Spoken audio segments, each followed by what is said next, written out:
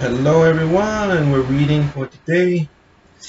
I love doing these readings because I love sharing information, and also these readings help keep me sane and help keep me in practice.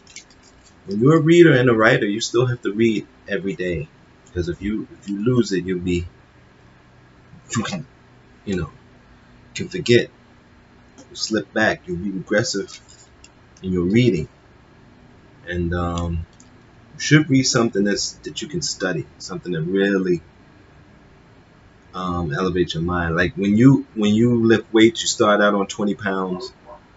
Of course, I'm not a gym person, so I probably started on 5 or 10. And then after that gets easy, then you go up to 20, then you go up to 30, then you go up to 40. Then you got these people doing 50 pounds, like nothing. That same way it is with your brain. Your brain's a muscle. It's hard to avoid the suspicion that Weber and Foucault's popularity owed much to the fact that the American university system during this period had itself increasingly become an institution dedicated to producing functionaries for an imperial administrative apparatus.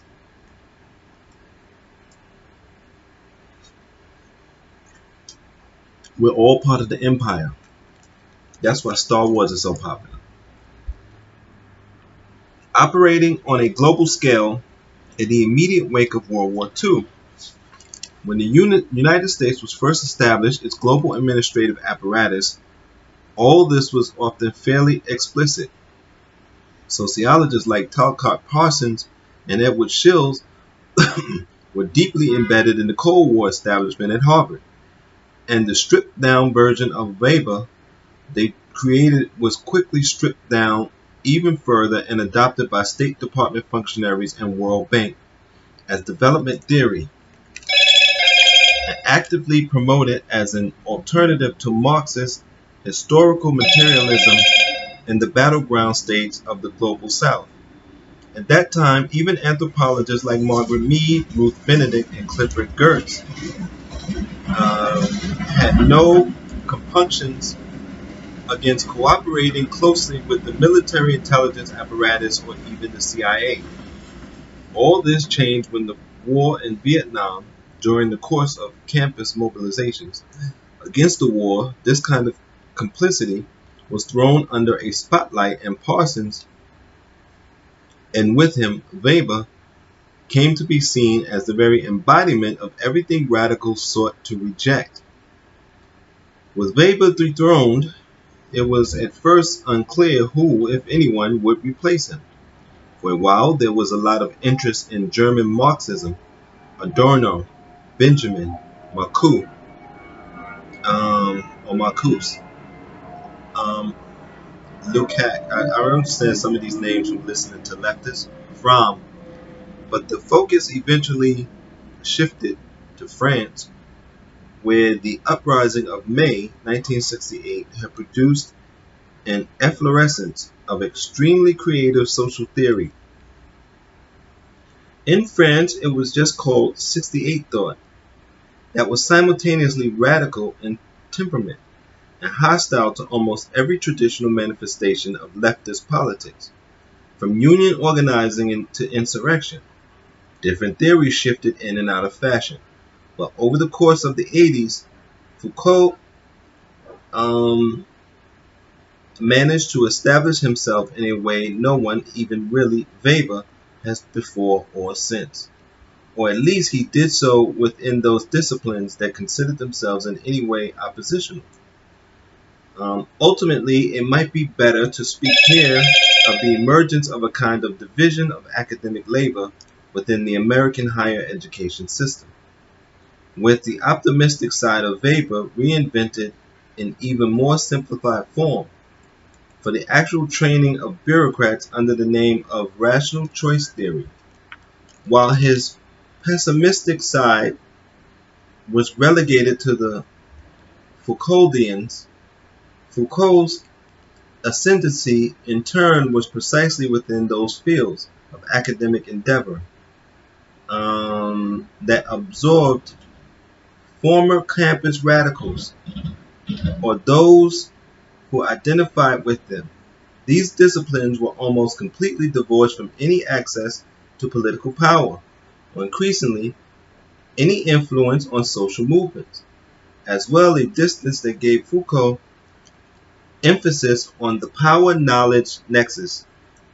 The assertion that forms of knowledge are always also forms of social power, indeed the most important forms of social power, a particular appeal.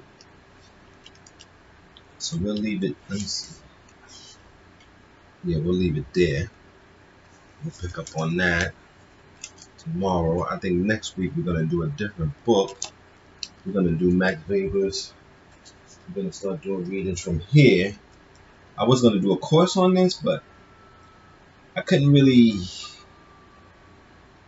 get it. Sometimes when I have to have a course, I have to have a set of essays and line of things, but this didn't give me what I thought. So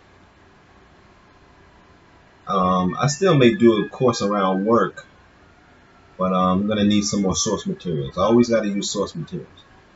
Because when I do courses, my thing is to expose you to materials, give you some of the materials, and give you some breakdown of how you can use it.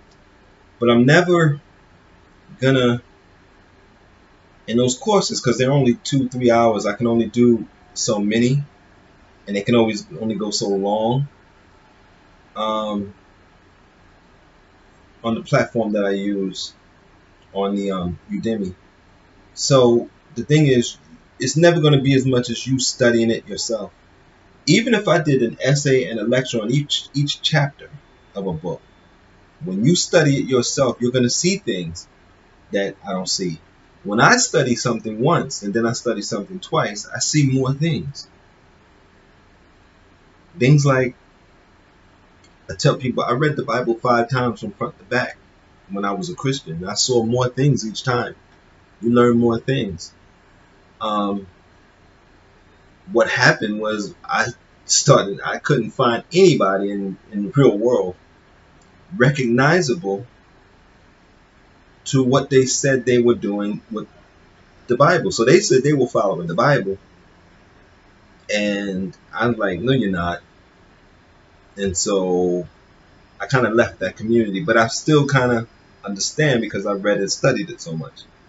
And that's what I want to do to you. I want to expose you to these books so you can study them. And I try to get books that are not too mainstream, but sometimes I even get mainstream because now we have devolved so much. We have to start all over. That's why I had to do a course on the Christmas Carol. I did a course on some Toni Morrison. Toni Morrison is always complex. Listen, you could read Morrison 1,000 times, you're going to find something. That's just the way it is. So, said all that to say, I think I'm going to do another course. Oh man, I don't have a book. But there's a book on psychology, a basic book on psychology. I think I'm going to do a course how to use it, and we're going to do that. And besides that, I'll keep doing these readings. And the readings, really, I want there to be video of black men reading. We know black men read, but we don't see it a lot, and I want it to be seen.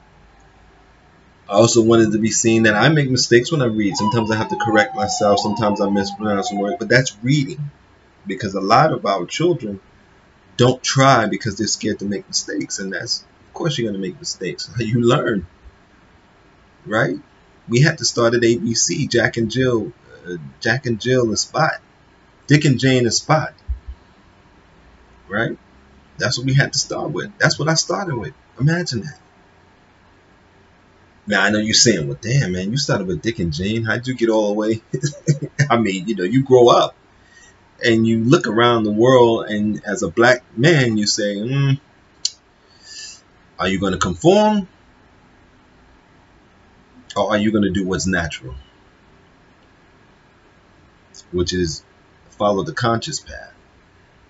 And I said follow the conscious path, but I knew I might probably would end up dead in the street somewhere from just being neglected, left to starve to death. So, um, but today, knowledge is important. Knowledge is important. So you young people don't have to go through what we went through. And so that's why I give you the reading, give you the studying, I do the lectures, I do the classes, the courses, um, because they're basic to mid-level things. Maybe I'll do something where I'm really going deep into some of these texts. We'll see. Because I have a podcast too, so maybe I'll do it on that. We'll see. We'll see. And maybe we'll offer that on my Patreon. Yeah, I might have to do that. It's a good idea. Thank you. Thank y'all for that. Until next time, try to stay safe, try to stay sane.